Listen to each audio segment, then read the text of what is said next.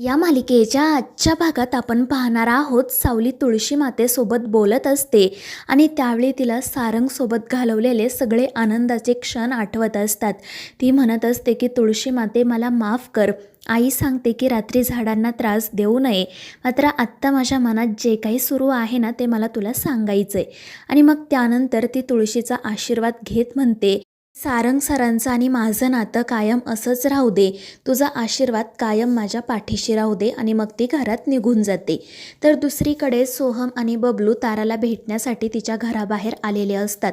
मात्र ताराला कसं भेटायचं असा सोहमला प्रश्न पडतो. बबलू त्याला सांगत असतो की ताराची हीच खोली असणार, आपण तिच्या खोलीपर्यंत जाऊयात. मात्र खोलीपर्यंत कसं जायचं असा त्यांना प्रश्न पडतो आणि मग तितक्यात सोहमचं लक्ष तिथेच असणाऱ्या एका शिडीकडे जातं. तो आणि बबलू पटकन ती शिडी घेऊन येतात आणि मग त्यानंतर सोहम त्यावर चढून ताराच्या गॅलरीपर्यंत जातो. तर तारा खोलीमध्ये पिक्चर बघत बसलेली असते आणि त्यानंतर जेव्हा तिचं लक्ष सोहमकडे जातं तेव्हा तर ती खूपच घाबरते आणि पटकन बाहेर येत त्याला सांगते की तू इथे काय करतोय. तर सोहम म्हणत असतो की तारा, मला तुझी फ्रेंडशिप हवी आहे. आणि ते ऐकून तारा डोक्यालाच हात लावते. ती म्हणत असते की सोहम, ही काय वेळ आहे का फ्रेंडशिपबद्दल बोलायची? जर आई इथे आली ना तर खूप मोठा प्रॉब्लेम होईल, तू प्लीज इथून जा. मात्र सोहम काही ऐकत नाही आणि तितक्यात बाहेरून भैरवी ताराच्या खोलीचा दरवाजा वाजवते. त्यामुळे तारा तर खूपच घाबरते. ती म्हणत असते की आई आले मी, थांब थोडा वेळ. मात्र भैरवी जोरजोरात दरवाजा वाजवत ताराला आवाज देऊ लागते. त्यामुळे मग सोहम देखील घाबरतो आणि तेथून जाण्यासाठी निघतो. त्यानंतर मग तारा पटकन खोलीचा दरवाजा उघडते. तर भैरवी संशयाने सगळीकडे बघत असते. ती ताराला विचारत असते की तारा, इथे कोण आलं होतं? मला नक्कीच कोणाचा तरी आवाज आला आहे. आणि ते ऐकून तारा घाबरून म्हणते की आई हे काय बोलते? इथे इतक्या रात्री कोण येणार आहे? तुला भास झाला असेल. पण भैरवी काही ऐकत नाही. ती अगदी गॅलरीपर्यंत येते आणि आजूबाजूला बघते, मात्र तिला कोणीही दिसत नाही. तारा म्हणत असते की बघ, मी तुला म्हटलं होतं ना की कोणीही नाही आहे. पण भैरवी म्हणत असते की जर कोणीही नाही तर तू एवढी घाबरली का? तर तारा सांगत असते की अगं मी हॉरर मूव्ही बघत होते ना त्यामुळे. पण भैरवी तिला सांगते की आता पटकन झोपून घे, कारण उद्या सकाळी रियाज करायचा आहे. आणि त्यावर तारा हो म्हणत नाईलाजाने तेथून निघून जाते. भैरवीसुद्धा तिच्या खोलीत जाते.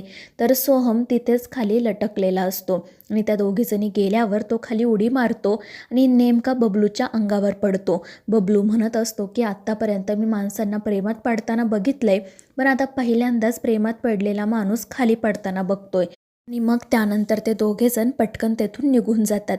त्यानंतर मग ते त्यांच्या घरात सुद्धा खिडकीमधूनच येतात. मात्र नेमकी सावली त्या दोघांना बघते आणि त्यांना विचारते की कुठून येत आहे तुम्ही? त्यामुळे ते दोघेही घाबरतात आणि खाली मान घालतात. सावली त्यांना विचारत असते की तुम्ही काही चुकीचं काम तर करत नाही आहेत ना? तर बबलू म्हणत असतो की प्रेमात पडणं चुकीचं आहे का? तर सावली विचारते म्हणजे कोण पडलंय प्रेमात? आणि त्यावेळी बबलू सोहमकडे बघत म्हणतो की सोहम दादा प्रेमात पडलेत. आणि ते ऐकून सावली तर खूपच खुश होते.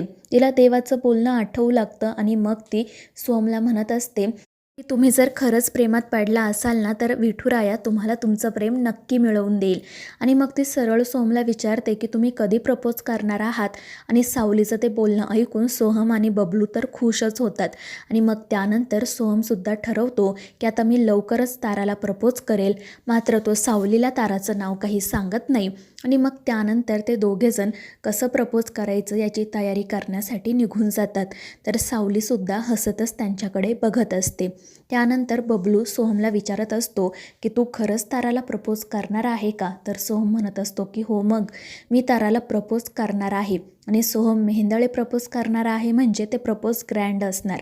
आणि मग त्यानंतर तो ताराच्या कॉन्सर्टमध्येच तिला प्रपोज करायचं ठरवतो आणि त्याची ती कल्पना बबलूलासुद्धा आवडते. त्यानंतर दुसऱ्या दिवशी सकाळी भैरवी रियाज करत असताना तारा मोबाईल घेऊन त्या ठिकाणी येते. ती म्हणत असते की खूप महत्त्वाचा कॉल आहे. त्यामुळे मग भैरवी कॉल रिसीव करते. तर एक माणूस तिला सांगत असतो की व्हॅलेंटाईन डे निमित्त आम्हाला तारा मॅडमचा कार्यक्रम ठेवायचा आहे. त्यावर भैरवी सांगते की तुमचा काहीतरी गैरसमज होतोय. तारा वजे फक्त भक्तिमय गीतं गाते. मात्र तो माणूस म्हणत असतो की पब्लिकची डिमांड आहे हवे तेवढे पैसे देऊ, मात्र गाणं रोमॅन्टिकच हवं. आणि मग पैशांसाठी भैरवीसुद्धा होकार देते आणि ते ऐकून तो माणूस खुश होतो. त्यानंतर भैरवी लगेच एका माणसाला फोन करते आणि प्रेमगीत त्यांच्याकडून मागवते आणि मग त्यानंतर ती त्याबद्दल ताराला सांगायला सुरुवात करते. दुसरीकडे सोहम ताराला कसं प्रपोज करायचं हे ठरवत असतो आणि मग त्यानंतर त्याला एक कल्पना सुचते. तो खूपच खुश होतो आणि त्याबद्दल बबलूला सांगू लागतो.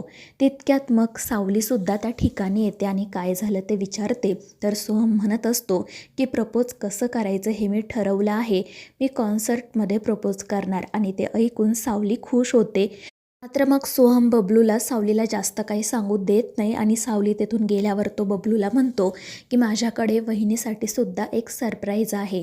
तर दुसरीकडे भैरवी तारा बोलत असतात. तारा म्हणत असते की त्या सावलीला प्रेमगीत गायला जमणार आहे का. तर भैरवी म्हणत असते की ती माझी पट्टशिष्य आहे, तिला प्रत्येक भावातलं गाणं गायला जमणार आणि तू काळजी करू नको, रियाज कसा करायचा हे तिचं ती बघेल. तू फक्त त्या गीतकारांकडे जा आणि ते जे काही गाणी देतील तू सावलीपर्यंत पोहोचव. मी त्या घरी येणार नाही, कारण मला इतरही अनेक महत्त्वाची कामं आहेत. मात्र तारा म्हणत असते की आपण खरंच हे सगळं करायचं आहे का. तर भैरवी म्हणत असते की हो, आपण आपल्या प्रेक्षकांच्या पसंतीनुसार आता गाणी गायलाच हवीत. आणि ते ऐकून मग तारा देखील हो म्हणते आणि कामाला सुरुवात करते. दुसरीकडे सावली किचनमध्ये काम करत असते आणि मग त्यानंतर ती एक डबा काढण्यासाठी स्टूलवर चढते. तितक्यात सारंग त्या ठिकाणी तिला हाक मारतो. त्यामुळे सावली घाबरते आणि ती तोल जाऊन खाली पडणार इतक्यात सारंग तिला सावरतो.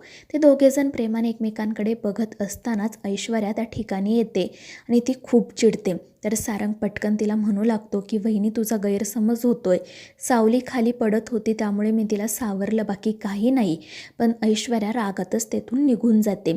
त्यानंतर खाली पडलेली डाळ बघत सारंग म्हणतो की आता याचं काय करायचं. तर सावली म्हणते काळजी करू नका, ते मी सगळं साफ करेल. आणि मग सारंग देखील ऑफिसला जाण्यासाठी निघतो. त्यानंतर मग संध्याकाळी सावली विठुरायाकडे प्रार्थना करत असते, त्याचे आभार मानत असते. तितक्यात मग अमृता देखील त्या ठिकाणी येते. सावली तिला आनंदाने सांगू लागते की वहिनी, तुम्ही मला म्हणाला होतात ना की तू आणि सारंग आधी मैत्री करा, आणि खरंच तसंच घडलं. सारंग सरांनी समोरून मला मैत्रीसाठी विचारलं.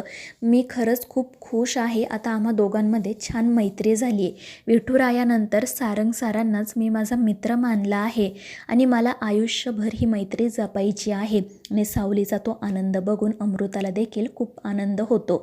ती प्रेमाने सावलीकडे बघत तिला म्हणत असते की सावली, तू नेहमी अशीच खुश राहा, आनंदात राहा आणि आता काळजी करू नको, हळूहळू सगळं काही ठीक होईल.